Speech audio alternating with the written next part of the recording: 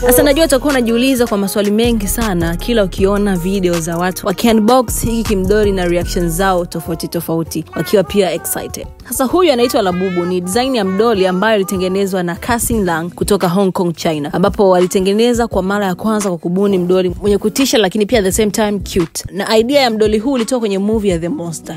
Kwa wapenzi wa movie tutakuwa mnanielewa ninachokizungumzia. Sasa kwa mwaka 2014 Casing Lang aliweza kufanya partnership na kampuni ya uuzaji wa midoli inaitwa Pop Mart. Sasa Pop Mart waliweza kutengeneza idea mpya, endapo utakaponunua mdoli huyu basi utaweza kumpata akiwa ndani ya box na hujui kabisa ni aina gani ya mdoli utaweza kumpata endapo ukinunua. Sasa hii ndio iliweza kusababisha watu wengi sana kuipenda midoli hii ya Labubu. Sasa tukienda kwenye swala la mauzo, Labubu amekuwa ni mdoli ambaye mdogo lakini bei yake ni kubwa. The most expensive Labubu ni huyu hapa wa human size ambaye anauzwa kwa $150. Kwa kibongo convert unapata 394. Lakini pia huyu hapa wa brown mdogo kabisa unampata kwa shilingi 326. Sasa kwenye mitandao kwa sasa reactions zimekuwa nyingi sana za video za watu, especially TikTok, watu waki-unbox mdoli wa Labubu na kionyesha reaction kwamba ni mzuri. Na sababu kuu ambayo watu wengi sana wanaweza kureact ni hii, kutofahamu ni mdoli gani ambao utampata mwenye rangi gani baada ya ku-unbox. Na matumizi ya mdoli huu wa Labubu wengi wanatumia kuweka kwenye handbags, na tumeona hapa juzi kati Cardi B ni moja kati ya watu ambao waliweza kupata zawadi kutoka kwa rafiki yake. Lakini pia Rihanna ni moja kati ya celebrities ambao walionekana akiwa na Labubu kwenye handbag. Sasa swali linakuja kwako ambao unatazama video hii hapa. Je, ukipewa Labubu hata kwa bure unaweza kaenda na trend hii ama unaweza kuiacha tu ipite? Sio mambo yako. Let us know in the comments section. Mimi naitwa Thed, na usiweze kusahau kusubscribe to our YouTube channel. Click on the notification bell ili usiweze kupitwa na chochote kutoka kwetu. See you guys in a very next video.